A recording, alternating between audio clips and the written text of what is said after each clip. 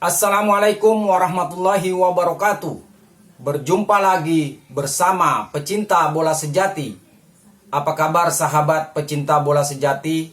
Semoga hari ini kita selalu dalam keadaan sehat walafiat. Hari ini saya akan membagikan video faktor apa yang membuat Sintayong memilih Marcelino Ferdinand bermain dari awal melawan Arab Saudi. Untuk mengikuti informasinya lebih lanjut, mari kita simak videonya bersama-sama. Malam, Coach Nova. Jujur saya sangat bangga, saya sangat mengapresiasi respon positif itu yang menjadi highlight saya kemarin. Di tengah tekanan yang kita sudah bicarakan, tadi sudah ada Eliano soal taktik yang dikritik, soal ekspektasi publik. Tapi responnya ini sangat luar biasa karena sekali lagi ini Arab Saudi, bukan ASEAN lah gitu, yang main di Piala Dunia, yang mengalahkan Argentina. Respon positif itu muncul dari mana? Yang pertama pemain bisa bukan pemain saja, mungkin orang semua tahu lah, semua orang tahu Arab Saudi adalah tim yang pernah bermain di Piala Dunia, pernah mengalahkan Argentina, dan pelatihnya pun saya lihat dan juga pelatih yang membawa mereka waktu main di Piala Dunia. Dan itu semua pemain juga bisa menyadari, tetapi ada satu yang menurut saya membuat mereka termotivasi adalah ya waktu Pak Erik bicara, dan termasuk masalah pemain bisa menjadi bagaimana caranya mereka menjadi satu lagi. Bukan berarti selama ini sendiri-sendiri enggak, tetapi bagaimana mereka bisa menyamakan ego mereka, bisa menurunkan ego mereka, bisa bagaimana tim ini bisa menjadi seperti sebuah keluarga. Bukan lagi pemain-pemain yang oh ini pemain Indonesia, ini pemain luar, dan itu yang mereka lakukan meeting, dan itu yang menjadi titik balik ya, mungkin menjadi titik balik pemain bisa termotivasi untuk memberikan yang terbaik di pertandingan lawan Arab Saudi kemarin. Jadi memang chemistry itu ya, karena walaupun memang pemain diaspora kita ini main di Oxford, main di Serie A, tapi tetap ego itu sebagai manusia pasti ada. Coach Nova, untuk pemilihan dari Marcelino ini juga menjadi salah satu ya kalau ini gagal mungkin disebutnya coba-coba ya pasti Sintayong gitu. Cuma ini kan berhasil, Coach. Dan Marcelino sudah beberapa match juga tidak kehilangan tempatnya lah di starting 11. Pemilihan Marcelino sendiri, apa yang menjadi pertimbangan Coach? Jujur setelah pertandingan lawan Jepang kita langsung fokus menghadapi Arab Saudi.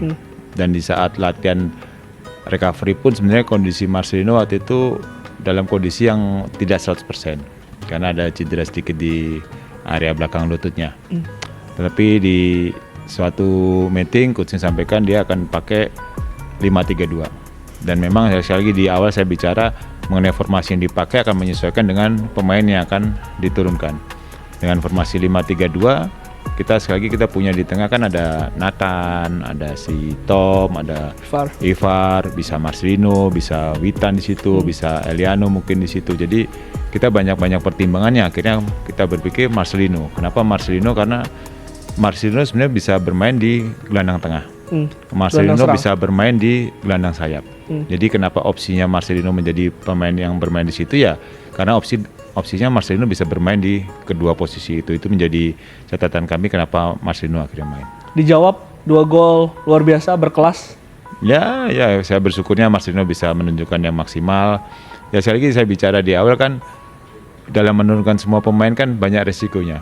Terkadang kita pasang ini kok coba-coba sih. Ternyata kalau kita coba-coba kita menang, oh ya harusnya Marcelino main. Ya itu menjadi normal menjadi hal biasa buat kami ya. Di saat kita mencoba suatu pemain kan belum tentu mereka bisa, kadang-kadang bisa maksimal, kadang-kadang bisa nggak maksimal. Dan kami bersyukur Marcelino bisa memberikan kemampuannya secara maksimal dan dia bisa cetak 2 gol kemarin. Sepanjang timnas di bawah naungan Sintayong ini kan formasi 3-4-3 ini menjadi salah satu formasi yang paling sering dilakukan. Tapi tadi Coach Nova mengatakan ada perubahan ke 3-5-2. Apa yang menjadi dasar Coach? Apakah melihat Arab Saudinya atau memang kondisi timnas Indonesia-nya?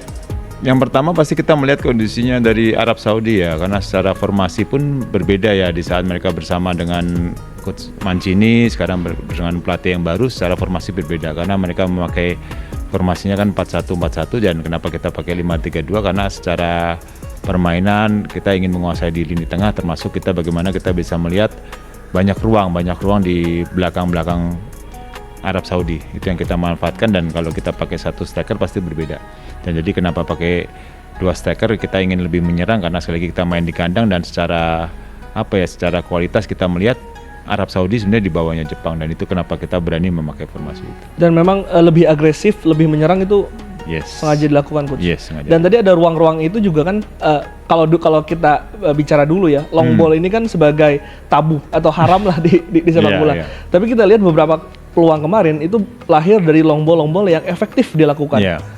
Itu sengaja dilatih, Coach Nova? Yes, Hamin 2 kita udah mencoba setelah melihat analisa video dari Arab Saudi, kita udah mencoba apa yang kita lakukan saat melawan Arab Saudi, dan berapa opsinya memang Marcelino, Ivar itu menjadi opsi untuk kita mengawali serangan kita, karena sekali lagi banyak ruang yang tercipta di belakang pemain belakang Arab Saudi. Dengan kita pasang dengan 2 striker, otomatis dia akan sedikit tertarik. Dengan ketariknya mereka keluar, Marcelino dan Ivar yang sebenarnya menjadi opsi kita untuk keluar kemarin. Salah satu juga yang menjadi perbedaan antara Arab Saudi dan juga Jepang adalah second line kemarin. Yeah. Ketika lawan Jepang kita ada peluang dari, kalau nggak salah, dari strike di kiri dan juga dari Kevin Lee di kanan. Itu crossingnya sejajar. Yeah. Tapi kemarin itu dari Ragnar kan dia berapa kali cutback ke belakang. Itu pemain yang support itu kenapa kemarin ada, tapi di Jepang itu nggak ada? Apakah karena Jepang ini fokus bertahan gelandangnya atau seperti apa, Mustafa? Ya secara kualitas kan kita tahu ya berbeda antara Jepang dengan Arab ya, dan itu menjadi suatu perbedaan yang sangat kelihatan kemarin. Secara kualitas, secara tim, secara organisasi, Arab Saudi memang sangat kurang ya, termasuk di area-area cutback kita yang bisa kita manfaatkan kemarin. Dan itu yang di saat Jepang mungkin berbeda. Mungkin saat Jepang kan kita bisa melihat saat mereka defend secara kompak, mereka semuanya ada penuh di dalam kotak penalti. Dan itu yang berbeda dengan Arab Saudi, dan itu yang kami analisa dan akhirnya kita buat saat bola crossing pun bukan hanya bola yang hanya direct aja, tapi bola cutback itu menjadi senjata kami kemarin. Soal finishing masih menjadi perhatian karena kemarin kita sekali lagi ada banyak sekali peluang, Coach, tapi mungkin efektivitas itu juga yang masih menjadi catatan? Ya, masalah finishing memang selalu menjadi catatan besar kami, walaupun bukan hanya striker saja ya, termasuk tadi Mas sampaikan masalah gap pemain belakang, tapi finishing menjadi salah satu concern kami karena kita bisa melihat saat ini striker kita belum bisa memanfaatkan peluang yang ada di depan kami. Itu menjadi evaluasi besar kami dan itu yang akan kami selalu perbaiki. Apresiasi juga untuk lini pertahanan karena ini bukan kali pertama clean sheet, dan clean sheet melawan tim-tim yang langganan Piala Dunia itu suatu hal yang luar biasa, Coach Nova. Sebagai ex dari back timnas juga, apa yang menjadi kekuatan dari lini pertahanan Indonesia?